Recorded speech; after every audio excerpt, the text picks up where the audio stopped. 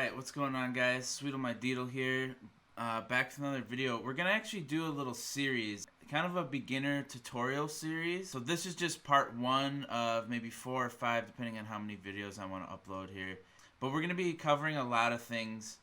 It's gonna be kind of an all-encompassing thing as far as if you are new to this game, if you just started this game, there's a lot of barriers to entry. So we're gonna try to kind of nip those in the butt, per se. So things we'll be going over are going to be, map knowledge, specifically to Xbox, LFG, and finding a team and playing with them, because solo queue is the devil.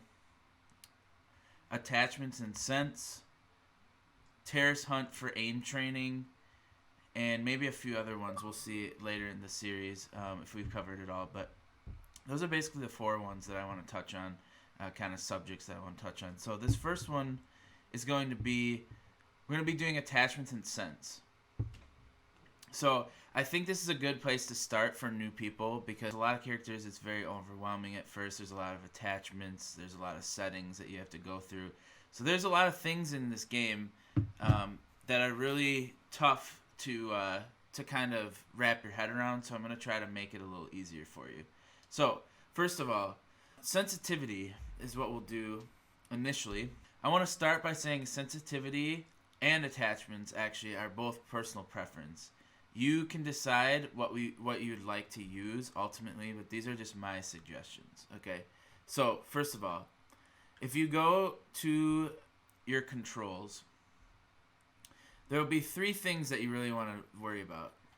And there's a few other things I will touch on, but these are the 3 main and important things. So first of all, vertical sensitivity, horizontal sensitivity, and aim down sight speed, or ADS speed as most people call it. Vertical sensitivity is obviously the y-axis, and horizontal is the x-axis, or vertical is up and down, and horizontal is left and right. These are, I believe they start at 20 and 25. There are 5 difference, in which that's pretty much the reason why I have mine at 30 and 35, because I just turned it up a tad bit and I got used to that, and that's usually, that's what I've played on for years now. So it's just what I'm used to, it's what I'm good with. I just stuck with it, and I want to make that clear that you really should stick with whatever sense feels most comfortable to you. It's going to take a little tweaking. I know people that have 50, 150, I know people that have 30, 60, 30. It really depends on what you would like to do and what you'd like to use. But I would say the common misconception is that if you play 100 vertical, 100 horizontal, 100 ADS, that you're automatically going to be good, and I'm sorry to say that's not the case. You can try to take one of your favorite Xbox players and try to mold your sensitivity around theirs, but yours is most likely not going to be the same as theirs. So I have 30 vertical, 35 horizontal, and then I have 45 ADS, which means while I'm aiming down the sights, it's going to be a tad bit faster than if I were to not be aiming down the sights and moving left and right. My aim down sight speed is a little bit higher, because then I can make easier adjustments while I am aiming down the sights. The other thing I want to touch on is the vibration. I don't think you should play with vibration at all. I believe that vibration is very much so, it gets in the way of your aiming. I used to play with vibration. I realized it's really not the play. So it's gonna feel like your controller's dead at first. It'll feel really weird, but I promise you it'll be better in the end. The other thing is, it kind of, depending on your playstyle, if you dump mags, it's gonna make it just way harder. Just trust me on that. You want to turn your vibration off. There's a million different reasons why, but that's basically the gist of it. And then the other question I always get is about dead zones. So my left and right dead zones, basically what a dead zone is, or how much you have to push on the stick in order for it to detect the input. So the higher it is, the more you have to push on the stick. Now this, if you have a drifting left or right stick, you can actually correct that by turning up your dead zones. So if you were to, don't buy a controller first. Try this method.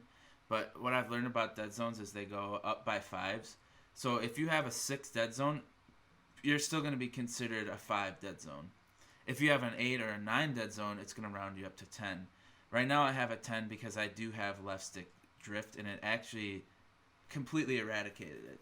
Before, my controller would vibrate because I had vibration on, and then with my stick drift, it would make it move, and I would actually be spotted by Lion, even though I'm standing still, I'm not moving the stick. So it's kind of an annoyance. It's something that you want to consider for sure. And I really think that those things will help you aim tremendously better. I wouldn't worry about your dead zones to begin with, though.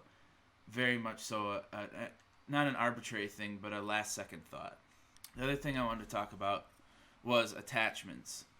So attachments, we're just going to pick Ashe because Ashe is just like the kind of the quintessential op, the one that everyone knows. You know, even if you don't play this game necessarily, you know who Ashe is, you know her deal because she's everywhere. I mean, she is pretty much one of the best ops in the game. She always has been. So normally I run the R4C because it has a better fire rate and damage compared to the G36C, but we're just going to talk about the G36C because I have been seeing it more in ranked, strictly because they took away the ACOG from R4C, and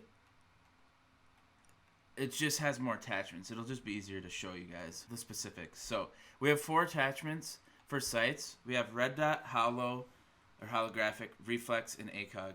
Now, if you are someone that's going to run into the site and you're running and gunning, you're playing this like Call of Duty, which I don't suggest, by the way, but if you are that type of person and you just kind of want to, you don't want to play it tactically, you just want to hop in there, I would suggest to run a holographic and a reflex. Now, the red dot I don't suggest because even though it's nice to have that one little dot in the middle of the screen, it actually does obstruct a lot of view. And don't get me wrong, I have seen people do super well with it, but I personally don't like it. The reflex, another reason why I don't choose the reflex, or one reason why, is that I don't like the fact. So just note that you have to aim with the tip of the triangle. So you see how it's a little triangle in there.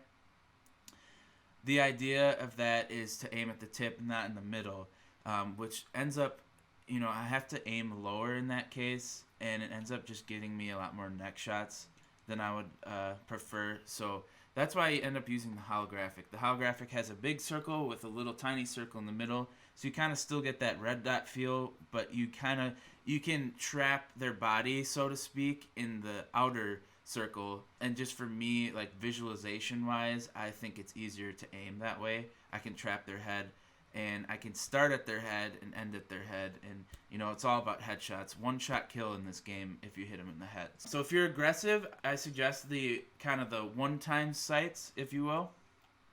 Now, if you like to hold peaks and you're the person that sits back and you're just a laid-back player, you're trying to play more support, trying to hold angles or hold those pixel peaks that people always talk about, the ACOG is definitely better. It gives you not only more magnification, it's 2.5 times, so you're zoomed in farther, but you also are able to adjust easier and see people's heads easier with this sight.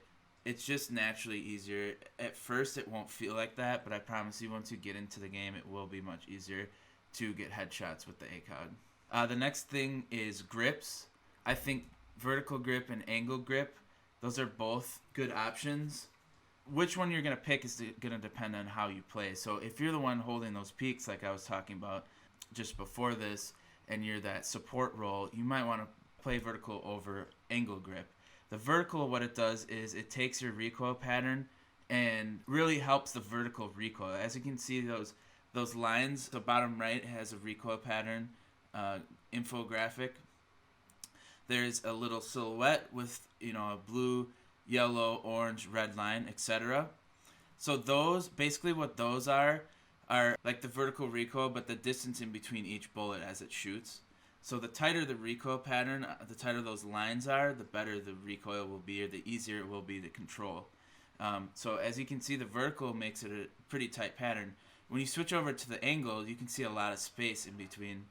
So the space kind of makes it so that you have a little bit of a harder time controlling that recoil, but the benefit of the angle grip is not necessarily, you don't pick it for the recoil control, you pick it so that you can aim down sight faster. So you can go from a full sprint to aiming down your sights in a fraction of the time that you would with the vertical grip. So again, if you're that person that likes to charge into the objective and play that sort of play style, then that's probably going to be the one that you want to choose. But you can still use vertical grip and play in that manner. I mean, the R4C or the other gun for Ash doesn't have an angle grip, so it's a non-issue. People still come in to the objective and tear shit up. So the last thing I want to touch on, because I don't think that you should ever have a laser on your gun, and I'll explain that in a second. So the last thing is barrels. So we have 4 barrels here. We have suppressor, we have flash hider, we have compensator, and we have muzzle brake. So the suppressor not only takes down your damage, but it takes it down at over a range. So this game has drop-off damage, so the farther away you are, the less damage it will do. So it takes off damage, but the upside to it is that you can not only not hear the shots as well as a defender, which is a big thing because sound in general, sound whoring, whatever you want to call it, is a very important aspect of this game. And so you can't hear it, and you don't get the hit indicators. When you're shot at in this game, there's hit indicators telling you whether it came from your left, from your right. You don't get those hit indicators if you're getting shot at. So this one is for people who play like Kavira or Knock, someone who's going to be sneaky, trying to sneak in the building or sneak around the building and get a jump on someone. So that's the only time you would use suppressor. It doesn't help the recoil pattern at all. It pretty much is like the exact same thing as if you didn't have an attachment. So flash hider is for small burst recoil. So if you're shooting in bursts, versus compensator is for rapid firing, mag dumping, whatever you want to call it. So if you're the person to run in there and try to run and gun, you might want to choose the compensator over the flash hider. I think the flash hider is better for holding peaks if that's the thing that you want to do. If you want to be that support player with the ACOG and the vertical grip, maybe you want to play a flash hider. People think that muzzle brake is strictly for single shot because that's what it says in its description. And it is for single shot. It's probably the best for a single shot weapon like a DMR.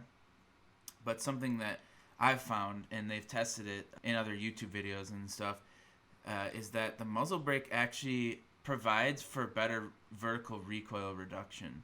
So I actually find myself using muzzle brake a lot on a lot of guns. What I will say is that it really is dependent on the gun. So you guys are going to kind of have to, I would suggest maybe just going to a terrace hunt and just try out each one, see which one best fits you and how you can control it. Whatever you can control easiest is the one you should use. But that's kind of just a lowdown on those. The last thing I want to touch on is just the underbarrel attachment, which is, there's only one, it's a laser. This laser sight makes it so that the laser projects in the middle of your crosshairs. But the thing about this game is you want to be able to have good map positioning as well as kind of get the jump on people. If you get the jump on people and catch them off guard, they either will potato their aim or you'll get the headshot before they do. So the laser sight gives away your position because if you're holding a peak, the defender most likely will be able to see the laser because everyone can see it regardless of whether you're on the team or not. And it ends up giving away your position 95% of the time. Maybe not at lower ranks, but once you get up to that platinum and above, people will definitely notice that and then will react to it, and you'll give away your position. Unless you know how to properly hold angles, which you probably won't if you are a beginner, I would not suggest to use this. The only way you would really want to use this is to try to get better from hip fire to ADS, like when you're standing still or maybe you're running in and then you want to aim in really quickly. This will give you a good indication of where the center of your crosshairs are. Other than that, I would not suggest it. Completely up to you once again. This is part 1 of maybe 4 or 5 videos. We'll see how well this one does. I'm going to at least make 4. I can touch on a lot of other things, but these are kind of just the main things I want to touch on. If you guys like this video, like I said, make sure to like, subscribe, and just leave down in the comments whether you like the video, any suggestions for me. If you want to see me with the face cam, I just figured for this video it'd be easier just to not have it in the way. But if you like the face cam idea, I can definitely add it next time. There will be much more videos like this, so I hope you enjoyed it. And I'll leave a link in the description to my Twitch if you'd like to come ask me live. I stream live 7:30 p.m. Central to wee hours in the morning. every night except for Thursday and Sunday. You guys can check my schedule out down below as well. Other than that, you guys have a nice day, and we'll see you in the next one. Peace.